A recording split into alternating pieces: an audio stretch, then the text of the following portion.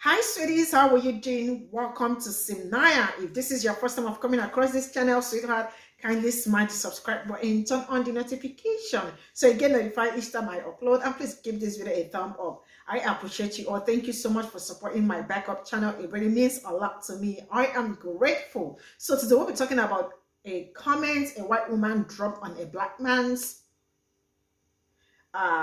video.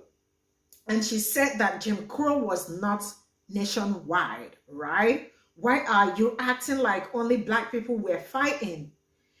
But I want to say that have they been fighting with black people? Black people have been the one fighting, doing their own fight, looking for where it's gonna favor them, running from north to south. Not running from south to north, and still they each time they run, they move with them.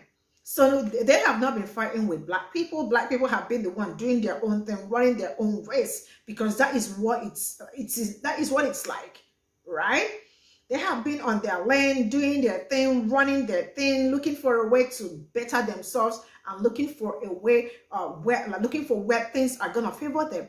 Still, they keep running after them. You know what? Stay go to the screen. Let me roll this clip. We'll come back to talk about it, and let me know what you all think in the comment section. So straight up, let me roll the clip. Good morning. Jim Crow was not just relegated to the South. During the Great Migration, many black people, many African Americans were leaving the South, leaving the racial terror, the racial violence of the South in search of better opportunities up north as well as out west. And as a result, the same things that black people, African Americans were experiencing down south, they began to experience these same things up north as well as out west. There's a book called The Color of Law by Richard Rothstein that talks about how the federal government, in coalition with state governments, intentionally and purposefully segregated black and white neighborhoods in metropolitan areas all across the nation.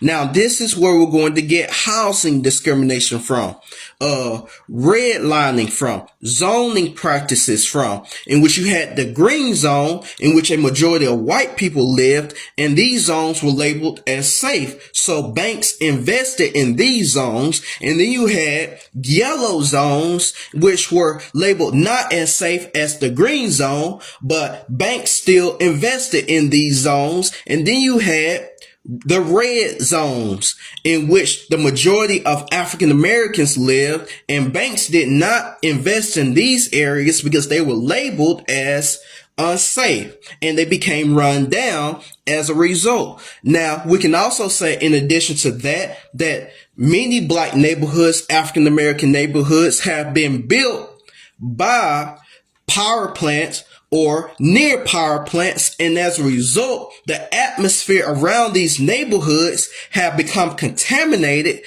making black people, African Americans who are living in these neighborhoods, more susceptible to health issues. And then we can also talk about white opposition to integrated busing in Boston, Massachusetts, in which lawmakers tried to integrate schools through integrated busing. So Jim Crow was not just relegated to the South. Now, addressing the second part of your comment, since many of you claim to be Christians, followers of Christ, you should take the lead in doing anti-racism work, because race was invented by Europeans, more specifically by a guy named Carl Linnaeus, who led the movement to classify humans into a racial hierarchy during the Enlightenment period. And this is talked about in this book, Stamped from the Beginning. So when it comes to anti-racism work, it shouldn't just be black, brown, and indigenous people doing the work. So this is what we got from this video, and I am going to add sometimes I feel like judgment is going to start from the house of God, right? Because some of the people that are saying, or some of the people that are claiming good people, some of them are red and see. Yes, but they are Christians.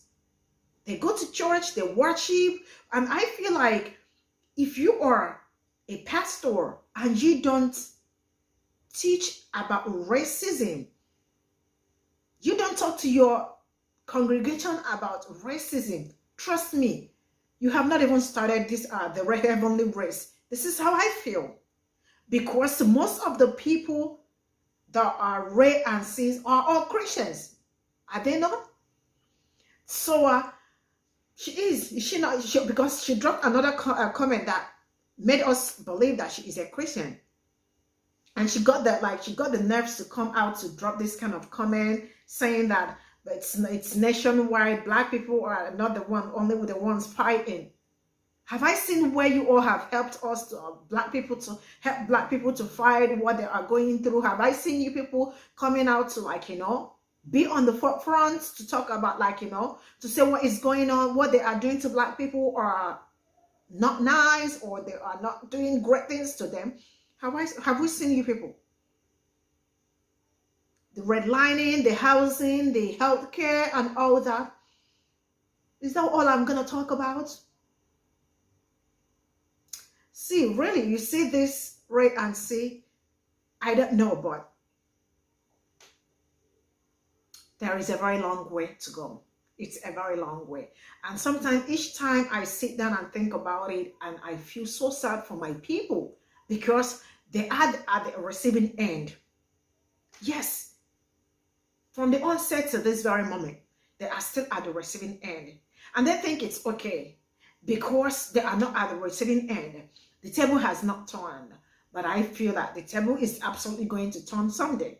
This is where I'm going to call it a day. Thank you all so much for all the support. See you all in my next video. Bye for now.